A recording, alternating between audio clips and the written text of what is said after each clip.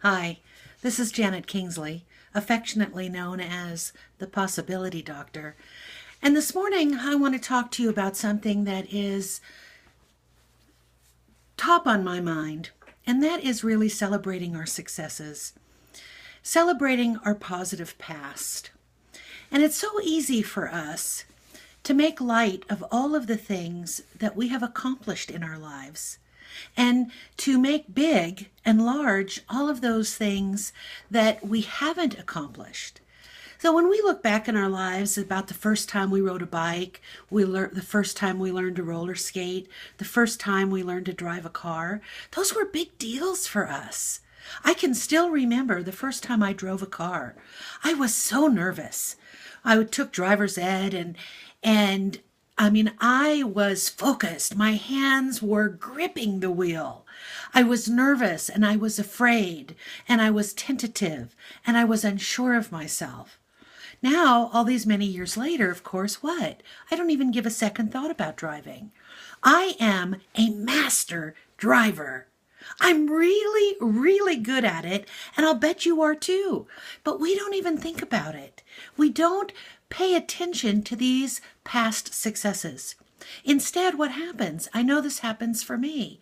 I think about all the ways that I'm not a success, all the things that I wanted to accomplish this week that I didn't accomplish, all the ways that I feel like I'm missing the mark. And what happens is that when we focus on those things, our self-esteem goes down. Studies have shown that when we celebrate our successes, when we remember and acknowledge ourselves over our past positive performance, our self-esteem goes up. Jack Canfield talks about this in his book, Success Principles, and he talks about, one of the things he talks about is like, it's the poker chip philosophy of life. Let's just put it that way. So for example, if we're in a game of poker and you have 10 chips and I have 200 chips, who do you think is going to play a little safer? Who is going to take less risks? Of course you will, because you only have 10 chips. And two bets of 5 chips each, and you're out of the game. Your money is gone. But for me, because I have 200 chips, I'm going to take more risks. I can go 40 rounds with that before I'm out of money.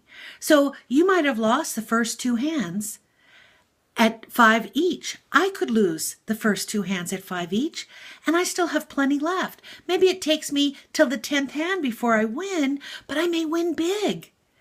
And it's those times when we're taking a risk to push forward, to push past our fears. That's when their biggest rewards are. And so I know for me this past week, I have focused on things that I didn't do, that I didn't accomplish, how I am missing the mark, instead of all the ways that I have succeeded. So instead of setting the bar so high that you didn't make this $1 million, that you didn't make the sale, that your business did not increase by 2 or 3 or 4, no matter how much you're trying, that you didn't make that connection that you wanted to make, that you didn't read the book that you wanted to read, that you didn't master the musical instrument that you had tried to play, that you didn't practice enough that you said that you were going to practice, that you didn't follow your eating plan like you thought you were going to do, that you messed up on your dance moves, that you sang off key. Those are the things that we remember all the time, and they loom large.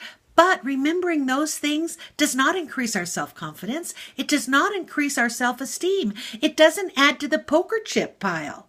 What we want to do is focus every day. What did I do great today? What am I good at? Have fun with it.